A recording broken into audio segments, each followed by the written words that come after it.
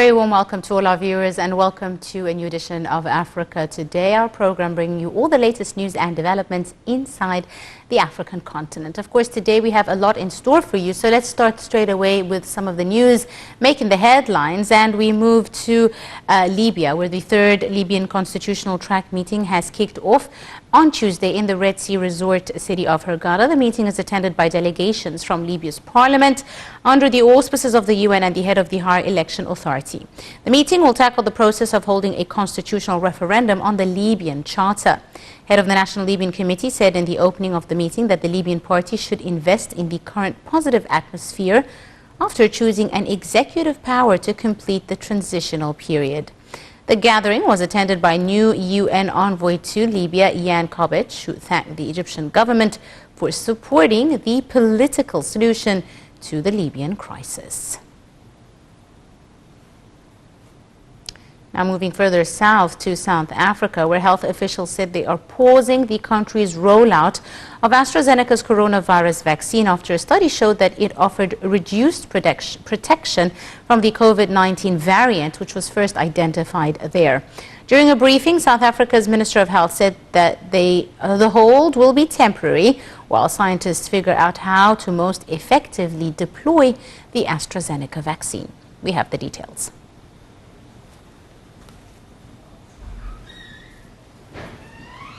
AstraZeneca vaccine on hold after a study showed disappointing results against its new COVID variant. Scientists say the variant accounts for 90% of new COVID cases in South Africa.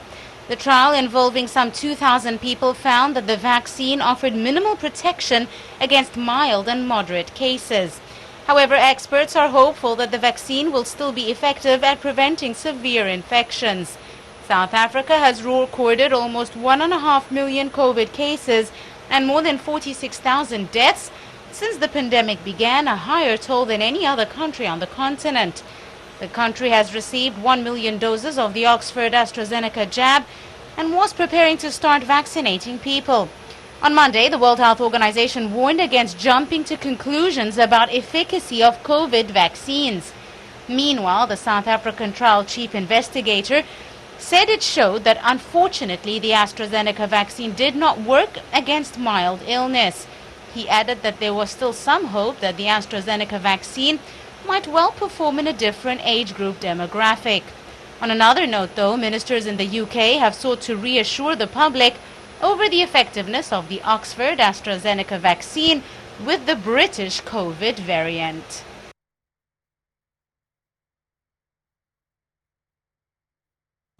And to continue with our news, Sudan's Prime Minister Abdullah Hamdok announced on Monday a new cabinet bringing in 7 ex-rebel chiefs as ministers following a peace deal in October that has aimed to end decades of war. The veteran rebel leader and economist Gabriel Ibrahim, one of the Justice and Equality Movement members, which played a major role in the Darfur conflict, was appointed as Sudan's new finance minister. We have more details in the story. Sudan's Prime Minister has appointed Darfur rebel group leader Gabriel Ibrahim as finance minister in a cabinet overhaul announced in a press conference. The reshuffle comes as Sudanese Prime Minister Abdullah Hamdok struggles to push through reforms and secure foreign financing, seen as crucial to easing a deep economic crisis and bolstering Sudan's transition to democracy. Caretaker ministers have been in charge at 7 ministries, including the finance ministry, since July. The new expanded cabinet comes following a peace deal signed in October with some rebel groups in Darfur. It was aimed at ending conflicts in Darfur and southern Sudan, awarded the group's posts in transitional institutions. Ibrahim has been the leader of the Justice and Equality Movement that fought government forces in Darfur from 2003. Rebel groups have also been given the mining, livestock, social development, education, infrastructure and federal government ministries following the agreement. 3 rebel leaders were appointed last week to an expanded ruling transition sovereign council. The post of foreign minister went to Mariam Sadiq al-Mahdi, a leader of the Popular Ummah Party and daughter of the former prime minister and Bashir opponent Sadiq al-Mahdi. Several officials, including Justice and Irrigation and Water Resources ministers, were reappointed to the new cabinet. A new education minister has not yet been appointed. Commenting on the cabinet's plans for the new year, Hamdok said the cabinet must focus on productive investments that help to solve the economic distress the country is going through.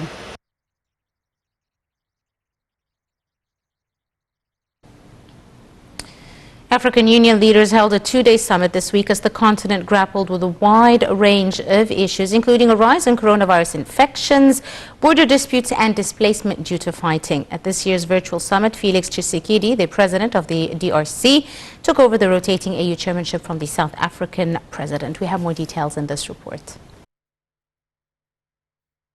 The African Union held its 34th assembly, a meeting that was held virtually in a bid to curb the spread of COVID.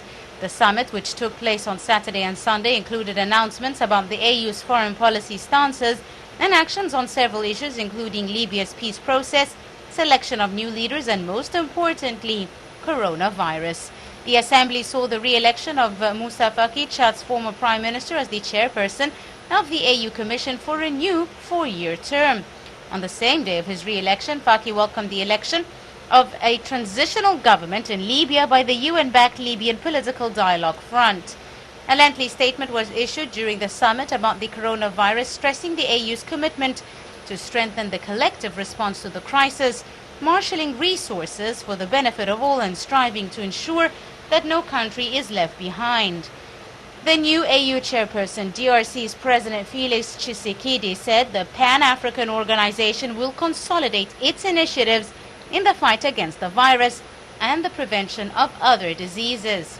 Meanwhile, a sign of positive relations with Washington, U.S. President Joe Biden addressed the summit by saying his administration was committed to rebuilding its partnerships around the world and re-engaging with international institutions like the African Union.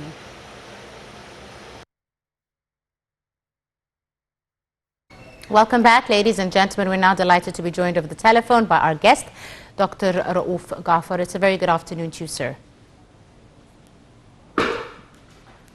Doctor, can you hear us?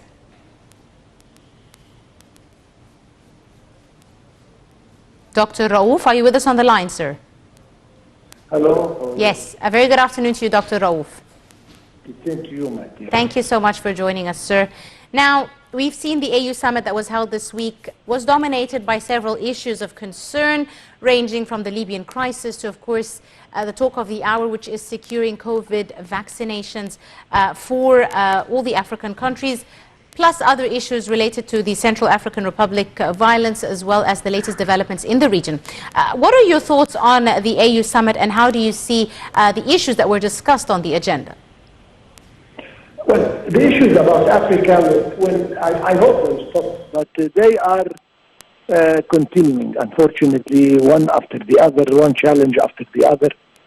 And it's a responsibility on the African Union to solve all the different issues, or find, the best way to deal with the different issues. And we've seen that during the presidency of Egypt. We've seen that last year during the presidency of South Africa. So it should not be any different now with the Congo on top. Normally, the summits are concerned with the issues. Yes. You mentioned three of them: security and stability, and this is a very major issue. We can see conflicts and turmoil, unfortunately, in different parts. A lot of areas are not yet stable and secure. So this presents a challenge and an effort to be exerted in order to try and establish as much peace and security as possible everywhere in the continent. Second, of course, the COVID-19 issue and the vaccination.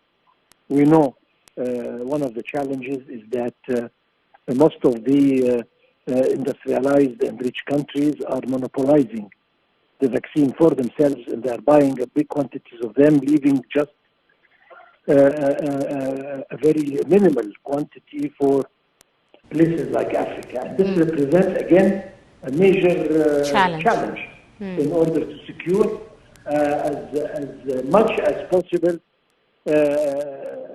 vaccines for the Africans. And I hope they can work something out regarding this matter, because Africa was hit hard by the COVID-19, and they need to recover because the economy has been affected. As I said, we are not that rich, so we need our economy. We need to develop our countries, and this can be only achieved if we can fight the COVID-19. So again, this was another issue, a very, very important issue to be discussed.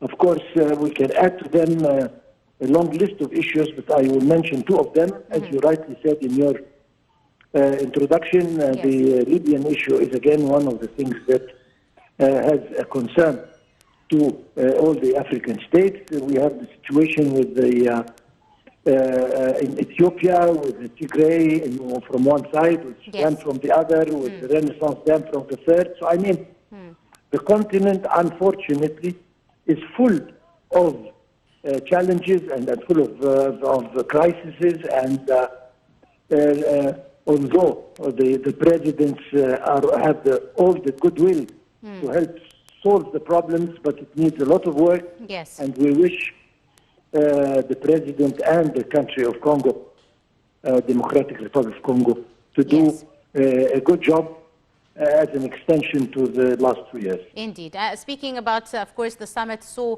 the DRC president taking over the presidency of the AU, and he voiced his backing to several issues related to the Libyan peace process, the election of a transitional government, etc. How do you see the AU as being supportive in paving the way for a peaceful solution to the Libyan issue? My conviction has always been that if it is a local problem, it has to be solved locally. I mean, the less parties involved, the better. Solve the problem. And Libya primarily has to be sort of worked out by the Libyans themselves. We have heard and seen very lately now that there is a new council formed, and that people are getting closer to each other in Libya itself. And then when it's a regional issue, it should be solved regionally. And of course, Libya is part of Africa, and their problems have to be solved within the African continent. And that represents, again, major works to be done by the African Union in order to ensure that the transition period passes smoothly, and that we have no difficulty in the near future as far as foreign existence on the Libyan soil and the agreement between the three different parts of Libya, etc. But I'm sure that this is one of the major problems that will be, I'm sure, tackled one way or the other by the African Union. Yes. Now, of course, Dr. Rauf, you and I have discussed the Libyan issue several times over our meetings. How do you follow the transitional process aimed at ending the Libyan crisis? What do you expect the Libyan sides to proceed regarding, of course, the progress, the hard-won progress, the end of the divisions before the general election slated once again for the end of the year, December this year? First of all, I think that this was a very important and major step taken in the right direction. We have heard about the rapprochement for years now, and nothing happened. But this time we feel that on the ground that there is a progress. Yes. And a positive progress, which we have to bank on. So we have to take advantage of this step being taken so that we can continue.